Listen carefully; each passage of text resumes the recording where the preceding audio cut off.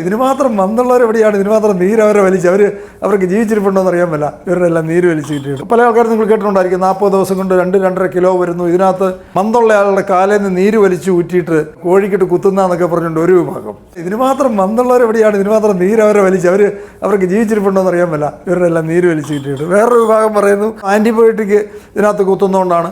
ഇതൊന്നും നമ്മൾ പഠിച്ചിട്ടുള്ള ഒരു കാര്യത്തിനെ വെച്ച് കോഴിയുടെ വലിപ്പം കൂട്ടുന്നത് ക്രോസ് ബ്രീഡിങ്ങിലൂടെ കൂട്ടി വളർത്തിയെടുത്തുകൊണ്ട് വരുന്നതാണ്. ക്രോസ് ബ്രീഡിങ് എന്താന്ന് വെച്ചാൽ, അതായത് 20 ലിറ്റർ പാല് കറക്കുന്ന ഒരു പശുവാണെന്ന് വിചാരിക്കുക. അതിന് അടുത്ത റീപ്രൊഡക്ഷന്റെ സമയമാകുമ്പോൾ ഉപയോഗിക്കുന്ന ഒരു ബുള്ള് ഒരു സെമൻ ഉപയോഗിക്കുന്നത് 30 ലിറ്റർ പാല് കറക്കുന്ന ഒരു പശുവിൽ ഉണ്ടായ കുട്ടിയിൽ നിന്നായിരിക്കും. അപ്പം സ്വാഭാവികമായിട്ട് അടുത്ത ജനറേഷൻ ഉണ്ടാകുന്നത് 25 ലിറ്റർ പാലുള്ള പശുവിനെയാണ് അടുത്ത ജനറേഷൻ ഉണ്ടാകുന്നത്. ഇങ്ങനെ ക്രോസ് ബ്രീഡ് ചെയ്ത് പ്രൊഡക്ടിവിറ്റി കൂടിയത് ഇതുമായിട്ട് ക്രോസ് ബ്രീഡ് ചെയ്ത് എന്താണോ അതിൻ്റെ പർപ്പസ്, ഇറച്ചിക്കോഴിയുടെ ഉദ്ദേശം ഇറച്ചി കഴിക്കുക എന്നുള്ളതാണ്.